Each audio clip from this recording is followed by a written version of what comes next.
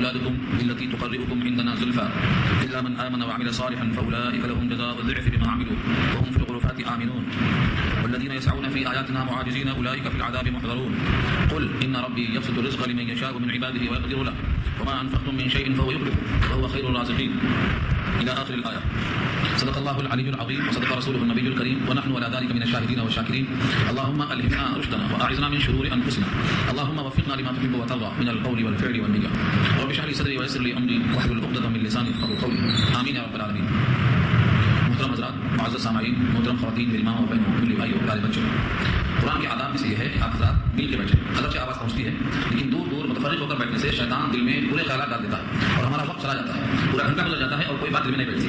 تو جتنا وقت لگائیں ادب کے ساتھ لگائیں. ادب سے ہی علم حاصل ہوتا ہے، بے ادبی سے علم حاصل نہیں ہوتا. علم اللہ کا نور ہے اور اللہ کا نور ادب کے ساتھ حاصل کیا جائے تو بہت زیادہ فیض ہوتا ہے. آج کی گفتگو کا عنوان ہے سورہ سبا 22واں پارہ، آیت نمبر 37 سے شروع ہو رہا ہے. اس میں اللہ نے پیغام دیا ہے کہ اللہ سے قربت کا ذریعہ کیا ہے. بندہ اللہ سے قریب ہونا چاہتا ہے تو کیسے قریب ہو؟ ذریعہ قربت کیا ہے؟ کائنات میں بہت سے لوگ ہیں جو اللہ سے قریب ہونے کے لیے اپنی اولاد اور اپنے مال کو ذریعہ سمجھتے ہیں.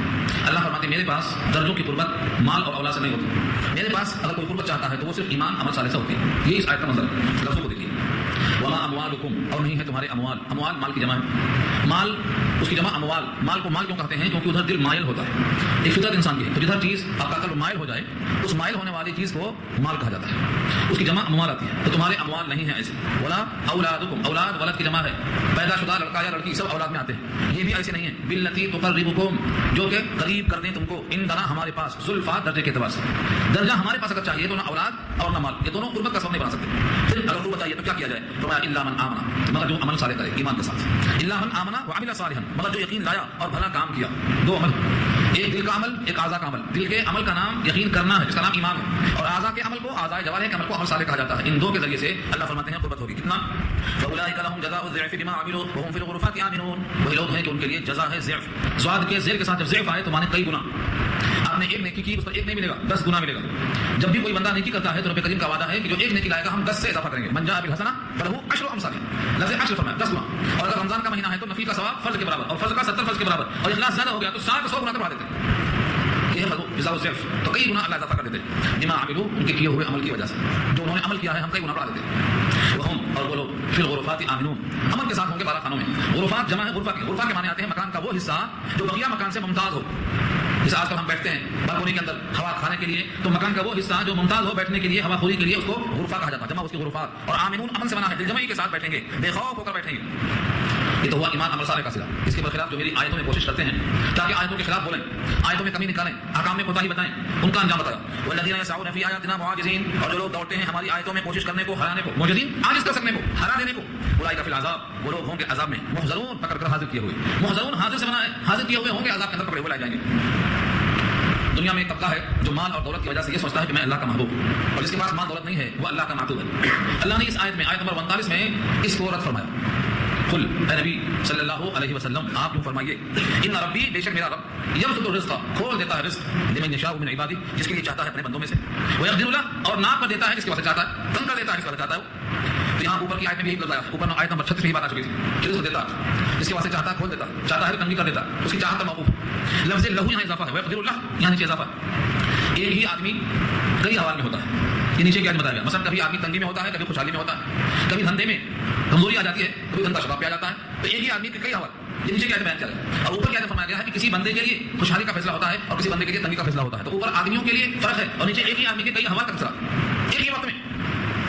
اس آیت میں یہ واضح کر دیا کہ مشیت پر موقوف ہے. رزق میں خوشحالی اور رزق میں تنگی اللہ کی مشیت پر ہے. البتہ جو تم خرچ کرتے ہو اللہ اس کا بدل فوراً دیتے ہیں. وما انفقتم من شيء فهو يخلفه، اور جو کچھ تم خرچ کرتے ہو کچھ بھی، من شيء مانے کچھ بھی، یہاں تک کہ کھجور کا ایک ٹکڑا آدھا چیر کے اگر تم نے خیرات کیا ہے تو یہ بھی من شيء کا مثال بنتا ہے. تم نے روٹی کا ایک ٹکڑا دیا ہے تو یہ بھی من شيء کا مثال بنتا ہے. تم نے جو کچھ بھی خرچ کیا ہے فہو، بس وہ یعنی اللہ، یخلفہ، اس کا بدل، اس کا عوض، اس کا خلیفہ دے دیتا. وہ خیر الرازقین، اور وہ بہترین روزی دینے والا ہے. اللہ نے یہاں سمجھایا ہے. ہم آپ کی زبان میں بولنا چاہتے ہیں. پانی کا مٹکا بھرا ہوا رکھا ہے، پانی خرچ نہیں ہوا، نیا پانی آ گیا تو آپ کیا کرتے ہیں؟ آپ کہتے ہیں کہ پرانا پانی پھینک دو، نیا پانی بھر لو. پھینکنے میں چلا گیا پہلے والا پانی. اور اگر پہلے کا پانی آپ نے خرچ کر دیا ہوتا، پی لیا ہوتا، تو پھر دھو کر نیا پانی بھر لیتے. یہی حال ہے انسان کے جسم کی توانائی کا. ایک آدمی کھانا کھا کر جسم میں انرجی کو پہنچاتا ہے، پھر محنت کرتا ہے، انرجی ختم ہو جاتی ہے، پھر غذا لیتا ہے، اللہ تعالیٰ نئی انرجی پھر پیدا کر دیتے ہیں. جب جب انسان کے جسم میں قوت فنا ہوتی ہے، نئی قوت پیدا کر دیتے ہیں. یہی حال کیا ہے؟ ایک فرشتہ ہے آمین بولنے والا اور ایک فرشتہ ہے دعا کرنے والا. دو فرشتے روز اترتے ہیں آسمان سے. صحیح مسلم کی روایت ہے جس کے راوی ابو ہریرہ رضی اللہ تعالیٰ عنہ. ایک فرشتہ کہتا ہے اللہ جس نے مال کو خرچ کر دیا اس کو نیا مال دے دے، تو آمین بولتا ہے. دوسرا فرشتہ کہتا ہے یا اللہ جس نے مال کو روک کے رکھا ہے اس کے مال کو ضائع کر کے نیا مال دے دے. پہلا فرشتہ آمین بولتا ہے. حدیث کے الفاظ ہیں اللہم آتی منفقا خلفا، آمین بولتا ہے. تو دوسرا کہتا ہے اللہم آتی ممسکا طلبا، اے اللہ جس نے روک لیا مال کو خرچ نہیں کیا اس کے مال کو ضائع کر کے نیا مال دے دے. اور جس نے خرچ کر دیا ہے خرچ کا مال پر نیا مال دے دے. تو جس نے خرچ کیا اس کو بھی مال ملا، اور جس نے خرچ نہیں کیا اس کو بھی مال ملا، لیکن ایک کا مال ضائع ہوا کچھ بھی اجر نہیں ملا. اور جس نے خرچ کر دیا اس کا مال ضائع نہیں ہوا بلکہ دنیا میں بھی نیک نام ہوا، سخاوت میں شامل ہوا اور اوپر سے اجر کا مستحق بن گیا. اس کو اللہ تعالیٰ نے اجر دیا. اور حدیث میں آتا ہے سخی آدمی جو خرچ کرتا ہے اس سے لوگ بھی قریب ہوتے، اللہ بھی قریب ہوتے، جنت بھی قریب ہوتی، جہنم دور ہوتی. اور جو بخیل آدمی ہوتا ہے اس سے لوگ بھی دور ہوتے، اللہ بھی دور ہوتے، جنت بھی دور ہوتی، جہنم قریب ہوتی. اس آیت کا تقاضا یہ ہے کہ انسان جو بھی مال خرچ کرتا ہے اس کا بدل ملتا ہے، روک کے رکھتا ہے تو وہ ہلاکت کا سبب بن جاتا ہے، پھر نیا مال ملتا ہے. اس حدیث کی وجہ سے ہمارے میں ہوا کہ ہمیں خرچ کرنا ہے. ایک حدیث میں آیا ہے نبی صلی اللہ علیہ وسلم سے اللہ نے فرمایا آپ خرچ کیجئے میں اس کا بدل دیتا رہوں گا. اسی بات کو نبی صلی اللہ علیہ وسلم نے بلال سے کہا یا بلال انفق یا بلال ولا تخشى من ذي العرش نارا، عرش والے سے قلاشی کا اندیشہ مت کرو. تو اللہ نے حضور سے کہا اور حضور نے وہی بات بلال سے کہا، اور وہی بات اس آیت میں کہی گئی ہے کہ تم جو خرچ کرتے ہو اس کا بدل وہ دیتا ہے. اب جسم میں طاقت خرچ ہو گئی، نئی طاقت کہاں سے آتی؟ آپ تھک کے چور ہو جاتے ہیں، شام میں سو جاتے ہیں، صبح اٹھتے ہیں پھر فریش ہو جاتے ہیں، یہ نیند تکان کو دور کر دیا، نئی انرجی کہاں سے آئی؟ اللہ کا فرماتے ہیں. دنیا میں انسان مر جاتے ہیں نئے انسان پیدا ہوتے ہیں، زمین سے کاشت کٹ جاتی ہے نئی پیدا ہوتی ہے، زمین سے سبزیاں پھل فواکہ فروٹ سب کٹتے رہتے ہیں نئے پیدا ہو رہتے ہیں، خاص دوبارہ پیدا ہوتی ہے. یہ اللہ کا وعدہ ہے زمین میں جو چیز کی حاجت ہوگی ہم اس کو پورا کریں گے. جس زمانے میں ہندوستان میں گائے پر پابندی نہیں تھی، ہر گھر میں گائے تھی، دودھ ملتا تھا، پابندی ہو گئی پیداوار کم ہو گئی. اربوں میں اونٹ کی حاجت تھی، ہر گھر میں اونٹ ہوتا تھا، آج سواریاں آ گئی اونٹ کم ہو گئی. کہاں چلے گئے؟ جتنا حاجت ہوگی اللہ دیں گے، حاجت نہیں ہوگی روک دیں گے. بکریاں لاکھوں کٹتی ہیں مگر ہزاروں کے مندر نظر آتے ہیں. یہ کتے بلیاں 5-5 بچے پیدا ہوتے ہیں لیکن ان کا کوئی مندر کرتا نظر نہیں آتا. کیوں؟ ان کی حاجت نہیں پڑتی. یہ اللہ کی طرف بندوں کی طرف اللہ کی توجہ ہے کہ جس کی حاجت ہوگی ہم پورا کریں گے. اس آیت کا تقاضا جو تم خرچ کرتے ہو رب العالمین اس کا عوض دے دیتے ہیں، تو وہ خیر الرازقین اور بہتر رزق دینے والے وہی. بندہ جب یہ سوچتا ہے کہ میرے پاس مال ہے میں خرچ کروں گا تو نکل جائے گا، اس مشہور ہے محاورہ علم خرچ کرنے سے بڑھتا ہے اور مال خرچ کرنے سے گھٹتا ہے. یہ انسان کی فطرت ہے. 2 روپیہ ہے ایک صدقہ کر دیا ایک گھٹ گیا، یہ نہیں سوچتا ہے کہ وہ 2 روپیہ دینے والا اس کے بدلے 4 دے سکتا ہے. جب بندہ پیدا ہو کے آیا ہے تو مٹھی بند تھی، مٹھی میں کچھ نہیں تھا، اور جب پیدا ہونے کے بعد دفن کیا جاتا ہے تو مٹھی کھلی ہوتی ہے، کفن کے بعد دیکھ لو کے کچھ لے کر نہیں جاتا، یہی کماتا یہی خرچ کرتا یہی چلا جاتا. اگر اس کے مقدر میں اور اس کے کھاتے میں کچھ ہے تو وہی ہے جس نے اپنے پاس سے خرچ کر دیا. تو انسان کی فطرت یہ ہے وہ سمجھتا ہے کہ میرے پاس جو ہے یہ خرچ ہو جائے گا. اللہ فرماتے ہیں ما عندکم ينفد وما عند الله باق، تمہارے قبضے میں تمہاری ملکیت میں جو ہے وہ فنا ہو جائے گا اور جو تم نے اللہ کے پاس جمع کر دیا وہ باقی رہ جائے گا. تو اللہ پاس رہنا کیا ہے ما عندکم ينفد وما عند الله باق، اللہ کے پاس باقی. تو کیا مطلب ہوا؟ بی بی عائشہ کی مشہور حدیث ہے کہ ایک مرتبہ بکری ذبح ہوئی، آپ نے پوری بکری کو تقسیم کر دیا، ایک دست اٹھا کر رکھ دیا. جب تشریف لائے نبی صلی اللہ علیہ وسلم بکری کا پوچھا حال تو فرمایا کہ پورا کا پورا خرچ کر دیا، صرف ایک بکری کی جان بچ گیا، بچ گئی. آقا نے کہا تم نے جو کہا کہ خرچ ہو گئی وہ اصل میں بچ گئی ہے، جو تم نے کہا ہے کہ بچ گئی یہ خرچ ہو جائے گی، تم نے جو کھا لیا یہ تو ختم ہو جائے گی، جو تم نے دے دیا خدا کے نام پر جمع ہو جائے گی. تو تم نے الٹا سمجھا. یہ انداز ہے نبی صلی اللہ علیہ وسلم کے اور یہی مضمون سائد کا بھی ہے. لفظ کو دیکھو، اور جو کچھ تم خرچ کرتے ہو کسی شے میں سے بس وہ اس کا عوض دیتا ہے. عوض دینے کی 2 شکل ہے، کبھی وہی چیز دے دیتا ہے، کبھی اس سے اچھی چیز دے دیتا ہے، کبھی دنیا میں دے دیتا ہے، کبھی اس کا بدلہ آخرت میں لکھ دیتا ہے. یہ سب دینے کی شکل ہے. وہ خیر الرازقین اور بہترین روزی دینے والا ہے. ایک کھیت میں جتنا پیداوار گیہوں کی ہوتی تھی کھانے والے بڑھ گئے تو اللہ نے اسی کھیت میں گیہوں کی مقدار کو بڑھا دیا. ہم کسان ہیں ہمیں معلوم ہے، ہم کو اچھی طرح معلوم ہے اسی کھیت میں جس میں 10 تھیلے ہوتے تھے 100 تھیلے ہو رہے ہیں. گیہوں پیدا کرنے والا رب ایک بالی میں ایک دانے میں 7 بالی دیتا ہے اور ہر بالی میں 100 دانے دیتا ہے، ایک کو 7 بنا کر کے دیتا ہے. تو جب انسان کی حاجت پڑ جائے گی تو اللہ تعالیٰ پیداوار بڑھا دیتے ہیں. اللہ کی شان ہے وہ خیر الرازقین، وہ بہترین رزق دینے والے ہیں. دنیا میں بہت سے لوگ سمجھتے ہیں کہ ہم رزاق ہیں. اللہ فرماتے ہیں تم ایک گیہوں کا دانہ پیدا نہیں کر سکتے، ایک چاول کا دانہ پیدا نہیں کر سکتے. تم مٹی میں ڈالتے ضرور ہو لیکن مٹی میں سے اگانے کی تمہیں طاقت نہیں ہے، ہم اگاتے ہیں. سورہ واقعہ میں کہا انتم منشاتم شجرتها ام نحن المنشئون انتم تزرعون ام نحن الزارعون، درختوں کو تم اگاتے ہو یا ہم اگاتے ہیں، زراعت تم کرتے ہو یا ہم کرتے ہیں، پانی تم برساتے ہو کہ ہم برساتے ہیں. تو یہ انسان نہیں ہے رازق، رزق اس کے ذریعے ملتا. ایک آدمی کے پاس 10 بچے ہیں، 10 کا مقدس ساتھ میں کام کرتا ہے، وہ سمجھتا ہے میں کما کے لاتا ہوں یہ لوگ بیٹھے کھاتے ہیں. اللہ فرماتے ہیں تم کو روزی ان کے طفیل ملتی ہے. جو گھر میں بچے ہیں، جو گھر میں کمزور ہیں، ضعیف ہیں، بوڑھے ہیں، جن کو تم بوجھ سمجھتے ہو، اللہ کے رسول فرماتے ہیں انما تزقون بضعفائکم، تمہاری ان کمزوروں کے طفیل تم کو ملتا. آپ گھر میں 10 موز لے کے آتے ہیں، آپ اس میں سے ایک کھاتے ہیں 9 دوسرے کھاتے ہیں. ان کے مقدر کا نہیں تھا، کھایا کیسے؟ ان کے مقدر ہی کا کھاؤ. ہم سمجھتے ہیں کہ ہم انہیں کھلاتے ہیں لیکن رب کا ارشاد یہ ہے کہ تمہیں ہم ان کے طفیل کھلاتے ہیں. یہ تقاضا ہے شاید کا. تو تم جو خرچ کرو گے یا تم جو خرچ کرتے ہو کچھ بھی وہ اس کا بدل اس کا عوض تم کو دیتا ہے، یہاں بھی اور وہاں بھی. وہ خیر الرازقین اور بہتر رزق دینے والا وہی. وَيَوْمَ يَحْشُرُهُمْ جَمِيعًا، اور جس دن جمع کرے گا وہ ان سب کو اکٹھا. اس کا نام ہوگا محشر. محشر کا نام محشر کیوں ہے؟ حشرہ کے معنی جماعت. یحشرهم ان کو اکٹھا جمع کرے گا. تو جس دن جمع کرے گا اس کا نام کیا ہے؟ یوم المحشر. محشر کا دن، جمع ہونے کا دن. جميعا اکٹھا. آدم سے لے کر قیامت تک پیدا ہونے والے سارے انسان زمین پہ کھڑے ہوں گے، اکٹھا ہوں گے. آج لوگ بھیڑ کی، ازدحام کی اور بڑے زیادہ ہجوم کی شکایت کرتے ہیں، وہاں تو سارے انسان جمع ہوں گے، پاؤں رکھنے کی جگہ ہوگی اور کوئی انسان سوائے سوال اور جواب کے پہلے ہٹنا چاہے تو ہٹ نہیں سکے گا. 5 سوال ہوں گے, اس کا جواب دے کر ہی ہٹ سکے گا. وہ جمع ہونے کی جگہ اس موقع پر اللہ کہیں گے فرشتوں سے, ثم یقول للملائکہ, کہیں گے فرشتوں سے, اہؤلاء یاکم کانوا یعبدون, کیا یہی لوگ ہیں تم کو تمہاری پوجا کیا کرتے تھے؟ کانوا یعبدون, عبادت کیا کرتے تھے, پوجا کیا کرتے تھے, کیا یہی لوگ ہیں؟ فرشتے کیا کہیں گے؟ قالوا سبحانک, فرشتے کہیں گے پاک ہے آپ کے ذات, انت ولینا من دونہم, آپ ہیں ہمارے کارساز, ہم آپ کے ہیں, آپ ہمارے ہیں, من دونہم, ہم ان کی طرف نہیں, ہمارا ان سے کوئی تعلق نہیں ہے. انہوں نے کس کی پوجا کی ہے؟ ان کی اپنی مرضی سے کی ہے. ہم ان کی طرف نہیں ہیں, ہم تو آپ کے ہیں, آپ ہمارے کارساز, انت ولینا من دونہم. بل کانوا یعبدون الجن, بلکہ وہ لوگ عبادت کرتے ہیں جنوں کی عبادت کرتے ہیں. فرشتے کہیں گے یہ لوگ جنوں کی عبادت کرتے ہیں. یہ کون لوگ ہیں؟ آج بہت سے لوگ جنوں کو خوش کرنا چاہتے ہیں, اور سورہ جن جب پوری بحث آپ سن چکے ہیں تو آپ کو معلوم ہوگا وہ جنوں کی بنا دیا کرتے تھے اس بڑے بڑے وادیوں کے ہولناکیوں سے بچنے کے لیے. اعوذ بحول ھذا الوادی کہا کرتے تھے. اللہ تعالیٰ نے فرما دیا کہ وہ جن بے بس ہیں, اس کا ذکر سورۃ میں بھی آیا, اس کا ذکر سورۃ جن میں بھی آ چکا ہے. تو یہ جنوں کی عبادت کیا کرتے تھے. اکثرهم بهم مؤمنون, ان میں سے اکثر لوگ انہیں پر اعتقاد رکھتے ہیں. مومنون ایمان رکھتے ہیں, جنوں پر یقین ہے. بہت سے لوگ جنوں کو خوش کرتے ہیں, ان کی پرستش کرتے ہیں, ان کو راضی کر کے ان سے کام لینا چاہتے ہیں. یہ سب کا سب انہیں پر موقوف ہے. فاليوم, بس آج, لا يملك بعضكم لبعض, نہیں مالک ہوگا تم میں سے بعض کا, نفع ولا ضر, نفع کا مالک نہیں ہوگا, نہ ضرر کا مالک ہوگا. ضرر کے معنی ضرر اور نفع کے معنی نفع. یہ جنات ہوں یا فرشتے ہوں یا جن کی پرستش کی گئی تھی, آج کے دن وہ مالک نہیں ہوں گے, نہ نفع کے نہ ضرر کے. ونقول, اور ہم کہیں گے, للذین ظلموا, ان تمام لوگوں سے جنہوں نے ظلم کیا ہے, گنہگاروں سے کہیں گے, ذوقوا عذاب النار, چکھو آگ کا عذاب, التی کنتم بہا تکذبون, جس کا تم انکار کیا کرتے تھے, تم جس کو جھٹلایا کرتے تھے, آج اس عذاب کو چکھو. انکار کیسے کیا کرتے تھے؟ انکار کی شکلیں بتایا گیا ہے. آج زبان سے کوئی بھی نہیں بولتا کہ ہم انکار کرتے ہیں, لیکن طریقہ جو اختیار کرتا ہے اس میں انکار نظر آتا ہے. اس کی مثال بھی اللہ نے, وَإِذَا تُتْلَىٰ عَلَيْهِمْ آيَاتُنَا بَيِّنَاتٍ قَالُوا مَا هَٰذَا إِلَّا رَجُلٌ يُرِيدُ, اور جب پڑھی جاتی ہیں ان پر ہماری آیتیں کھول کھول کے. آیتوں سے مراد قرآن کریم ہے نبی کے زمانے میں, تورات ہے حضرت موسیٰ کے زمانے میں, انجیل ہے عیسیٰ کے زمانے میں, اور زبور ہے داؤد کے زمانے میں. ہر نبی کے زمانے میں جو کتاب اللہ کی تھی وہ یہاں مراد ہے آیت سے. جب پڑھا جاتا اور جب تلاوت کی جاتی ان پر ہماری آیتیں بینات, صفت آیتوں کی کھول کھول کے. قالوا, تو کہتے وہ لوگ جواب میں, ما ھذا الا رجل, نہیں ہے یہ مگر ایک آدمی, یرید, چاہتا ہے, ان یصدکم, کہ تم کو روک دے, اما کان یعبد آباؤکم, ان تمام کی پوجا کرنے سے جن کی بندگی کیا کرتے تھے تمہارے آبا و اجداد. ہمارے ابا کرتے تھے, ہم کو اسے روک رہے ہو. ہمارے دادا کرتے تھے, ہم کو اسے روک رہے ہو. یعنی ہمارے آبا و اجداد تو کرتے تھے, اس سے روکنا وہ یہ سمجھتے تھے. آج بھی کتنے مسلمان ہیں یہی کہتے ہیں ہمارے باپ دادا کرتے تھے, ہمارے آبا و اجداد کرتے تھے, اور تم ہم کو روکنے والے کہاں سے آ گئے؟ قرآن کریم نے کئی مقام پہ اس کا جواب دیا ہے. اگر تمہارے باپ دادے حق پر نہ تھے, اگر تمہارے باپ دادے بے عقل تھے, اگر تمہارے باپ دادے سچے علم پر نہ تھے, اگر تمہارے باپ دادے شریعت سے ہٹے ہوئے تھے, کیا تم تب بھی آج یہ رہو گے؟ تم کو تو اپنے مولا کی کتاب پر چلنا چاہیے. یہ جواب دیا. وقالوا ما هذا الا افك مفترى, اور کہتے تھے نہیں ہے یہ مگر جھوٹ گڑھا ہوا. یعنی انبیاء جو کلام پیش کرتے ہیں اس کے تعلق سے کہتے تھے کہ گڑھا ہوا ہے, جھوٹا کلام ہے, یہ جھوٹ باندھا ہوا ہے.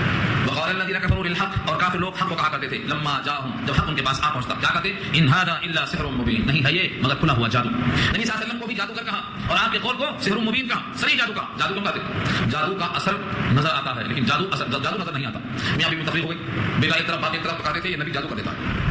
بیوی ایمان لائی, شوہر ایمان نہیں لایا, اختلاف ہو گیا.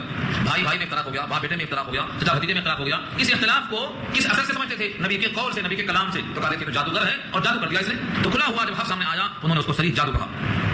وما آتیناہم من کتب یدرسونها, اور ہم نے نہیں دی ہے ان کو کوئی کتاب جن کو وہ پڑھتے ہوں. آخر نبی کی بات کو جادو کیسے کہا, حق بات کو جادو کا نمونہ کیسے سمجھا؟ ہم نے انہیں کوئی کتاب دی تھی؟ نہیں. آج بھی جتنے باطل کے خیالات رکھنے والے ہیں ان کے پاس کوئی کتاب ہے؟ نہیں. چلا آ رہا ہے, سنتے آ رہے ہیں, لوگوں نے ایسا کیا ہے, کرتے آ رہے ہیں, یہ ان کی بات دلیل ہے. ان کے پاس کوئی کتاب نہیں ہے. اللہ نے یہ کہا ہے, وما آتیناہم من کتب, اور نہیں دیا ہم نے کوئی کتابیں, کتب جمع ہے کتاب کی, ہم نے ان کو کوئی کتاب نہیں دی. یدرسونها, جن کو وہ پڑھ لیتے ہوں اور پڑھ کے کچھ بول سکتے ہوں. وما ارسلنا الیہم قبلک من نذیر, اور ہم نے کوئی نذیر ان کی طرف آج سے پہلے نہیں بھیجا کہ چلو اس کی بات پکڑ کے بیٹھے ہوں, اس کی بات مان کے بیٹھے ہوں. پہلے کا کوئی نذیر ہو, پہلے کا کوئی ہادی ہو, کوئی پیغمبر ہو, کوئی رہنما ہو, کوئی گائیڈ ہو, اس کی بات پکڑ کے بیٹھے ہو. نہیں, نہ کوئی کتاب دیا, نہ کوئی کتاب والا دیا. پھر کہاں سے لائے؟ چلتا ہوا آ رہا ہے, چلا آ رہا ہے. آج مسلمانوں کی کثیر تعداد اسی ڈگر پہ ہے کہ پہلے سے کیا ہوتا آ رہا ہے اسی کو کر رہے ہیں. حالانکہ جس ملک میں ہم ہیں یہاں ہندوؤں کا غلبہ تھا اور آج بھی ہے, اور ہندوؤں کے بہت سارے مسائل جو غیر اسلامی ہیں وہ ان کو دیکھا دیکھی بچپن میں ہمارے اندر سرایت کر گئے. ہر جگہ جھک جانا ان سے ہی آیا, ہر ایک کے لیے پاؤں چھو لینا یہ ان سے ہی آیا, ہر ایک کے سامنے ہاتھ جوڑنا یہ ان سے ہی آیا, ہر وہ چیز جسے نفع نقصان نظر آئے اس کو سزا کر لینا یہ ان سے ہی آیا. ہمارے پاس بہت سی چیزیں ان سے آئی ہیں. تو آدمی جس ملک میں ہوتا ہے وہاں کے رہن سہن کا رواج کا اثر ہوتا ہے. ان تمام کو صحیح کرنے کی واسطے اللہ نے کتاب بھیجی ہے. اس کتاب کے ذریعے سے اپنی اصلاح کرنا ہے. باپ دادے سے کیا ہوتا آیا ہے وہ صحیح ہونا ضروری نہیں ہے, وہ صحیح بھی ہو سکتا, غلط بھی ہو سکتا. ابراہیم نے اپنے باپ کی اصلاح کر دی اور کہا کہ تم جس بندوں کی بناتے ہو پرستش کرتے ہو یہ سب غلط ہے. ابراہیم نے اپنے باپ کی اصلاح کر دی. تو باپ کی ہر بات کا صحیح ہونا ضروری نہیں ہے. اگر کتاب کے مطابق ہے تو مانا جائے گا, اور کتاب سے ٹکراؤ ہے تو چھوڑ دیا جائے گا. ہم مکے والوں سے جو بڑا گھمنڈ تھا ان کو کہ ہم مکے میں طاقتور ہیں, بڑے مضبوط ہیں, ہم خانہ کعبہ کے محافظ ہیں, ہم یہاں پر ساری کائنات کے آنے والے طواف کرنے والوں کے لیے پانی پلانے والے ہیں, کھانا کھلانے والے ہیں, ہمارا موقع بڑا مضبوط ہے, ہم بڑے طاقتور ہیں. ان کے گھمنڈ کو توڑنے کے لیے اللہ نے فرمایا جن لوگوں نے تم سے پہلے جھٹلایا ہے نبیوں کو, ان کا 10واں حصہ بھی تمہارے پاس نہیں ہے, 10واں حصہ بھی تمہارے پاس نہیں ہے. جن بڑے بڑی قوموں کو ہم نے تہس نہس کر دیا, ہلاک کر دیا انبیاء کے جھٹلانے کی پیداش میں, چاہے وہ قوم عاد ہو, قوم سمود ہو, قوم فرعون ہو, قوم لوط ہو, ان کے طاقت کے برابر تو کیا ہوتے, تم ان کے 10ویں حصے کو بھی نہیں پہنچے, تم ان کے پاس میں نہیں آتے. یہ مطلب بولے جب ان کو ہم نے ہلاک کر دیا نبیوں کی تکذیب کی پیداش میں, تو تم کس کھیتی ملی ہو؟ جواب دیا یہ شاندار بات اللہ نے ان کے واسطے کہی ہے اور آج بھی فٹ ہوتی ہے. جو مغرور مسلمان پیسے میں مست ہو, طاقت میں مست ہو, کسی بھی نشے اور وحدے میں مست ہو, اس کو یہ آیت سنا دی جائے کہ جن کو اللہ نے ہلاک کر دیا ہے تم ان کا 10واں حصہ بھی نہیں ہو, نہ طاقت میں, نہ قوت میں, نہ پیسے میں, نہ ضرورت, تمہارے پاس جو بھی ہے اس کا 10واں حصہ بھی نہیں ہے. ان کو ہلاک کرنے والا تم کو ہلاک کرنے پر قادر ہے. یہ یہاں کہا گیا وَكَذَّبَ الَّذِينَ مِن قَبْلِهِمْ وَكَذَّبَ اور جھٹلایا الَّذِينَ مِن قَبْلِهِمْ ان سے پہلے لوگوں نے, یعنی مکے والوں سے پہلے جو لوگ تھے رسولوں کے زمانے میں, جھٹلایا. وَمَا بَلَغُوا مِعْشَارَ مَا آتَيْنَاهُمْ اور نہیں پہنچے لوگ ان کے 10ویں حصے کو جو ہم نے ان کو دے رکھا ہے. معشار 10 سے معنی اور 10 کے معنی 10واں حصہ. بعض نے کہا ہے معشار کے معنی 10واں, بعض نے کہا ہے 100واں, بعض نے کہا 1000واں. یعنی معشار کے معنی کسی چیز کے تعداد کو نسبت دکھانے کے واسطے کم سے کم کے لیے پیش کیا جاتا ہے. وَمَا بَلَغُوا مِعْشَارَ مَا آتَيْنَاهُمْ اور نہیں پہنچے لوگ 10ویں حصے کو اس کے جو ہم نے ان کو دیا تھا. فَكَذَّبُوا رُسُلِي انہوں نے ہماری آیتوں کو اور ہمارے رسولوں کی تکذیب کی, جھٹلا دیا انہوں نے میرے بھیجے ہوئے کو. فَكَيْفَ كَانَ نَكِيرٌ پھر کیسا ہوا انجام. نکیر کے معنی کہتے ہیں میرا پکڑنا کیسا ہوا, میری باتوں کا انکار کرنے کا انجام کیسا ہوا. قوم ہود کو دیکھ لو, قوم سمود کو دیکھ لو, قوم شعیب کو دیکھ لو, قوم لوط کو دیکھ لو, قوم فرعون کو دیکھ لو, ان تمام قوموں کا انجام کیا ہوا. انکار کا انجام جب یہ ہے تو اے مکے والو اگر تم نے بھی نہ مانا تمہاری انکار کا اور انجام کی ہونے والا ہے. چنانچہ ایسا ہی ہوا. سن 10 ہجری تک جو مان گئے ورنہ تحریر کر دیا گئے, ان کا بھی انجام ایسا ہی ہو گیا. انما اعظکم بواحدۃ آپ کہہ دیجیے اس کے سوا کچھ نہیں کہ میں تم کو نصیحت کرتا ہوں. بواحدۃ ایک ہی نصیحت, ایک بات سن لو میری. جیسے کوئی آدمی بہت سی باتیں کرنے کے بعد آخری فیصلہ کن بات کہتا ہے, کہتا ہے میری ایک بات سن لو پھر جو سمجھ میں آئے کرو. ویسا یہاں کہا گیا ہے قل اے نبی آپ کہہ دیجیے انما اعظکم بواحدۃ تم کو ایک ہی نصیحت کرتا ہوں بس سن لو. وہ کیا نصیحت؟ ان تقوموا للہ کہ تم کھڑے ہو جاؤ اللہ کے لیے. کھڑے ہونا سے مراد بیٹھے ہوئے کو کھڑا ہونا مراد نہیں ہے, بلکہ یہاں کسی کام کے لیے مستعد ہونا, تیار ہو جاؤ. ان تقوموا للہ کھڑے ہو جاؤ یعنی اٹھ کھڑے ہو کسی کام کے لیے. مثلا 2 کر کے, وہ فرادا ایک کر کے, 2 اور ایک کھڑے ہو جاؤ. ثم تتفکروا پھر غور و فکر کرو, سوچو بچارو. ما صاحبکم من جنہ نہیں ہے تمہارے ساتھی کو کوئی سودا. جنہ جنون سے بنا ہے. کافر کہتے تھے کہ ان کے دماغ میں جنون ہے, اسی جنون کی وجہ سے مجنون ہونے کے ناطے سے خود کو رسول کہتے ہیں, خود پر پیغام آتا ہے بولتے ہیں, تو یہ گویا اپنے ساتھی کو جنون والا کہتے تھے. اللہ نے کہا تم غور و فکر کرو, 2 بیٹھ جاؤ, ایک بیٹھ جاؤ, سوچو کہ تمہارے رفیق کو, تمہارے ساتھی کو جن کو تم نے بچپن سے دیکھا ہے 40 سال کی عمر تک, ان کے ساتھ کوئی جنون نہیں ہے, تم اس پر غور کرو. غور کرو. کسی آدمی کو اچانک دیکھو تو ہو سکتا ہے بھائی اچھا ہو یا برا ہو, لیکن جو تمہارے درمیان پیدا ہوا, تمہارے درمیان 40 سال تک بڑا بلا, اس کی زندگی کی 40 سالہ شب و روز تمہارے سامنے ہیں, اب تم ان کو جنون والا کہتے ہو محض اس ایک بات کی وجہ سے, جبکہ حیات میں ہمیشہ صادق الامین تم کہتے رہے. تو غور و فکر کرو. ان هو الا نذير لكم بين يدي عذاب شديد نہیں ہے وہ مگر نذیر تمہارے لیے, ڈرانے والے تمہارے لیے عذاب شدید سے پہلے. ایک عذاب شدید سخت عذاب آنے والا ہے, اس عذاب سے پہلے تم کو ڈرانے والے ہیں. بس وہ نذیر ہیں, اس کے سوا اور تمہارے دماغ میں جو آ رہا ہے کہ جنون ہے, سودا ہے, یہ سب تم غور و فکر کر کے نکالو. اور یہ ہو سکتا ہے کہ تم سمجھتے ہو کہ ہم سے کچھ محنتانہ لیں گے, ہم سے کچھ اللہ کے بندوں کو اللہ کا پیغام سنانے سے کچھ محنتانہ وصول کریں گے. تو فرمایا قل ما سألتكم من اجر فهو لكم, کہہ دو جو کچھ سوال کیا میں نے تم سے کسی بدلے کا وہ تم ہی لے لو. فهو لكم وہ تمہارے ہی واسطے رکھ لو. یہ مبالغہ ہے, اول تم سے مطالبہ نہیں کیا, لیکن اگر مطالبہ کیا ہو کبھی لیا بھی ہو تو تم یہ رکھ لو, ہمیں اس کی عادت نہیں ہے. یہ مبالغے کی شدت ہے. ان اجری الا علی اللہ نہیں ہے میرا بدلہ مگر اللہ کے ذمہ, اللہ مجھے ثابت دیں گے. اللہ کا پیغام پہنچانے کا صلہ اللہ دیں گے. وهو على كل شيء شهيد اور وہ ہر شے پر نگہبان ہے. شہید کے معنی سامنے ہونا, شہید کہتے ہیں شہادت دینے والا جو دیکھا ہو, تشدید گواہ. شہید کے معنی شہادت والا جس کی جان اللہ کے پاس پہنچ جائے وہ شہید کہلاتا ہے. تو شہید کے معنی حاضر اور موجود ہونا, ہر شے پہ اللہ موجود ہیں, حقیقت اللہ کے سامنے. قل آپ یہ بھی کہہ دو ان ربی یقذف بالحق میرا رب ایک کے مارتا ہے حق کو. قذف یقذف کے معنی کوئی چیز ایک کے مارنا, تہمت لگانے والے کو بھی حق قذف یعنی تہمت لگانے سے سزا ماری جاتی ہے. قذف معنی پھینک کے مارا, میرا رب کیا پھینک کے مارتا ہے؟ بالحق, حق پھینک کے مارتا ہے, سچا دین پھینک کے مارتا ہے, یعنی باطل کے اوپر اس دین کو ایسا پیش کرتا ہے, اور جب حق آتا ہے تو باطل پاش پاش ہو جاتا ہے. علام الغیوب, علام الغیوب غیبوں کو بہت جاننے والا ہے, یہ اللہ کی صفت ہے. اس صفت میں اللہ کے کسی کو اگر شریک کیا جائے تو اللہ کی صفت میں بندے کو شریک کرنا ثابت آئے گا. صفت کس کی ہے؟ اللہ کی ہے. علام الغیوب وہ غیوب کا علم رکھتا ہے, اس کو معلوم ہے کہ کائنات میں کیا ہو رہا ہے, کیا ہوگا, کیا ہونے والا ہے. قل جاء الحق قالوا حق آ گیا, وما یبدئ الباطل اور باطل کا اعادہ نہیں ہوگا, وما یعید اور نہ باطل لوٹ کر آئے گا. یبدئ الباطل باطل کوئی چیز پیدا نہیں کر سکتا, نہ باطل اپنے وجود کا اعادہ کر سکتا ہے, یعنی باطل جب مٹ جاتا ہے تو باطل دوبارہ پھر پیدا نہیں ہوتا ہے. ہاں نئی چیزیں آئیں گی مگر وہی چیز نہیں آئے گی. باطل حق کے مقابل ٹک نہیں سکتا, یہ مطلب ہے. اب تو یہ حال ہے, یا تو تم گمراہ یا تم میں. اس روح سے فرمایا قل آپ کہو ان زللت اگر میں بھٹکا ہوا ہوں, ان زللت اگر میں گمراہ ہوں بھٹکا ہوا ہوں, فانما اضل علی نفسی, تو اس کے سوا کچھ نہیں کہ میں بھٹکا ہوا ہوں اپنے ذات کے لیے, بھٹکنے کا اوقات میرے اوپر ہوگا. وإن اهتديت اور اگر میں ہدایت یافتہ ہوں فبما يوحي الي ربي, تو اس وجہ سے کہ وہی آتی ہے میرے پاس میرے رب کی, میرا رب مجھے پیغام دیتا ہے. اب یہ بولو, اب یہ مت بولو, اب یہ کھاؤ, اب یہ مت کھاؤ, ان سے ملو, ان سے مت ملو, میں جو صراط مستقیم پر ہوں تو میرے رب کی طرف سے ہدایت نامہ آتا. انه سميع قریب, بے شک وہ سنتا ہے اور بہت قریب ہے. دیکھو دنیا والے کہتے ہیں اللہ بہت دور ہے, ان سے مانگ لو یہ قریب ہے. اللہ کیا کہتے ہیں انه سميع قریب, بے شک اللہ سمیع ہے اور قریب ہے. قریب ہے, قادر ہے, شفیق ہے, رحیم ہے, کریم ہے. اس کے باوجود ہم اللہ سے متوجہ نہ ہو کر متوجہ کس سے ہوتے ہیں؟ اللہ کے غیر سے. اللہ فرماتے ہیں کہہ دو کہ میرا رب بہت قریب ہے اور سنتا ہے. ولو ترى إذ فزعوا فلا فوت وأخذوا من مكان قريب, اور اگر کاش کہ آپ دیکھ لیتے جب گھبرائیں گے لوگ تو فوت نہیں ہوں گے, چھوٹ کر بھاگ نہیں سکیں گے. فلا فوت کے معنی فوت ہو جانا یعنی چھوٹ کے بھاگ جانا. آج کے مجرم پکڑ کے بھاگا جاتا. یہاں 2 موقع ہے, ایک جب موت کا فرشتہ آتا ہے تو یہ فوت نہیں ہو سکتے کہ میاں بچ کے بھاگ گئے, موت سے بچ گیا. فلا فوتا، فوت ہونے کا چانس نہیں ہے. اور محشر میں جب لایا جائے گا تو وہاں بھی فلا فوتا ہے، وہاں بھی بھاگنے کا کوئی چانس نہیں ہے، ون وے ٹریفک، ادھر جانا ہے، جگہ سے ہل نہیں سکتا. یہ ہے فلا فوت کا ترجمہ. وہ خذوا من مکان قریب، اور پکڑے ہوئے آئیں گے قریب جگہ سے. قریب جگہ سے مراد یہ ہے جہاں وہیں پکڑے ہوئے رہیں گے، جگہ سے ہل نہیں سکیں گے. اور دیکھ کر ہے سے کیا کہیں گے؟ وقالو، کیا کہیں گے؟ آمنا بھی، ہم ایمان لے آئے اس پر، فرشتوں پر ایمان، جنت پر ایمان، دوزخ پر ایمان، سب پر ایمان لے آئے. اب کہیں گے ایمان لے آئے. وقالو آمنا بھی، اور کہیں گے ہم اس کو یقین کر لیے، مان لیے. وأنى لهم التناوش، تناوش نوش فرمانا کس کو بولتے ہیں؟ نوش. کوئی چیز سامنے رکھ دو کہو آپ کھائیے، یہ نوش فرمانا ہے. جب ہاتھ پہنچ جائے کسی چیز کو تو آدمی اس کو لے کر کھاتا ہے، اس کو نوش فرمانا کہتے ہیں. اور تناوش اسی سے بنا ہے، ہر ایک آدمی ہاتھ ڈالے اور کھائے، یہ تناوش ہے. اللہ فرماتے ہیں آخرت میں پہنچ گیا، اب وہاں ایمان لاتا ہے، ایمان لانے سے وہاں اب فائدہ نہیں ہوگا. یہ ہے وأنى لهم التناوش. اب اٹھا کر کھانا ہاتھ میں لگنے والا نہیں ہے. دنیا میں ایمان لانا تھا، تم یہاں ایمان لاتے ہو، اب یہ ایمان لانے سے فائدہ نہیں ہے، یہ تشبیہ ہے. جیسے فرعون جب ڈوبا تو کہتا ہے آمنت، میں ایمان لے آیا. اللہ نے کہا اب لایا، ڈوبنے کے وقت ایمان لایا، اب قابل قبول ہے.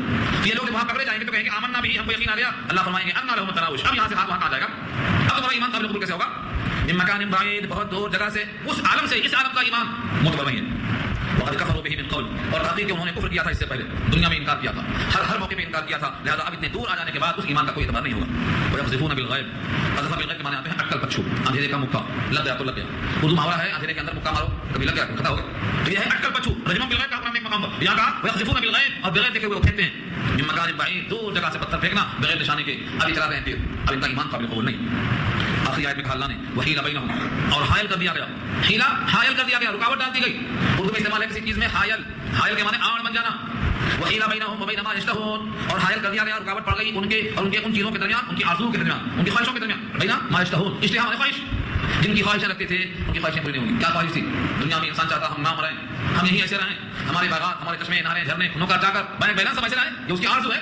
موت نے آ کر کیا کیا؟ حائل کر دیا، آڑ پیدا کر دیا ان کے اور ان کی خواہشوں کے درمیان میں. اب ان کا گھر نہیں رہا، ان کی بیوی نہیں رہی، ان کے بچے نہیں رہے، ان کا بینک بیلنس نہیں رہا، ان کے اسباب عائش نہیں رہے، ان کا بستر نہیں رہا، ان کا تکیہ نہیں رہا. حائل کر دی گئی، رکاوٹ ڈال دی گئی ان کے اور ان کے اشتہا کے درمیان، ان کی آرزوؤں کے درمیان. کما فعل بأشياعهم من قبل، جیسا کہ رکاوٹ ڈال دی گئی تھی انہی کے طریقہ پر چلنے والوں کے لیے اس سے پہلے. قوم فرعون نے کہا تھا یہ ملک مصر میرا ہے، نہریں میری ہیں، پانی میں غرق ہو گئے، تیری خواہش ہے. ان کا بھی ایسا حال ہوا تھا کہ ان کی خواہشوں کے درمیان آڑ ڈال دیا تھا اللہ نے. یہ حال ہوا مکے والوں کا بھی، مکے والوں کی خواہشوں کے درمیان اللہ نے آڑ ڈال دیا، شکست ہو گئی، بزمردہ ہو گئی. تو اللہ جب چاہتے ہیں، جس قوم پر چاہتے ہیں، جب نبیوں کی بات نہیں مانتے ہیں تو ان کی آرزوؤں کے درمیان آڑ پیدا کر دیتے ہیں. انہم کانوا فی شک مریب، بے شک وہ لوگ تھے ایک شک میں. کون سا شک تھا؟ یہ تردد میں تھا، جو چین نہیں دے رہا تھا، بے چین کر رہا تھا ان کو. انہم کانوا فی شک مریب، بے شک وہ لوگ تھے تردد میں اور شک میں، جو ان کو بے چین کرنے والا تھا. ان کا چین غلط تھا. دنیا میں انسان کا بے چین ہونا اس لیے ہے کہ چین جسے حاصل ہوتا ہے اس کو میسر نہیں ہے، وہ ہے اللہ کی یاد. اللہ ذکر اللہ تطمئن القلوب، سورہ رات میں بحث آ چکی ہے 13 میں کہ دلوں کا چین اللہ کی یاد سے ملتا ہے. جو بندہ اللہ کو یاد نہیں کرتا چین نہیں ملتا، بے چین رہتا ہے. اور جب بندہ شک میں ہوتا ہے تو تردد میں ہوتا ہے، یہ تردد سے کھا جاتا ہے، یہ کروں گی وہ کروں. تردد اور شک انسان کو کھا جاتا ہے. اللہ تعالیٰ نے اس سورت کے آخری حصے میں کیا کہا؟ دنیا کا ایمان معتبر ہے، مرنے کے بعد تو سب ایمان لائیں گے، وہ معتبر نہیں ہوگا. جب روح قبض ہونے لگے گی تو تمہاری خواہشوں کے درمیان آڑ پیدا ہو جائے گی. ابھی اپنی مرضی سے ان خواہشوں کو ترک کرو، اجر مل جائے گا. ٹھیک ہے اس پیغام میں. اور جتنوں کی پرستش کی جاتی ہے وہ سب کے ساتھ مالک نہیں ہے، نہ نفع کے نہ نقصان کے. لہذا ان کو مالک سمجھ کر کے ان کی بندگی کرنا یہ انتہائی غلطی ہے. اور دنیا میں انسان جو کچھ بھی خرچ کرتا ہے اللہ سے امید رکھ کر خرچ کرنا چاہیے. اللہ کا بدلہ دینے پر قادر ہے. الحمدللہ سورہ سبا مکمل ہو گئی. اس کے بعد انشاءاللہ آئندہ نئی سورت کا آغاز ہوگا.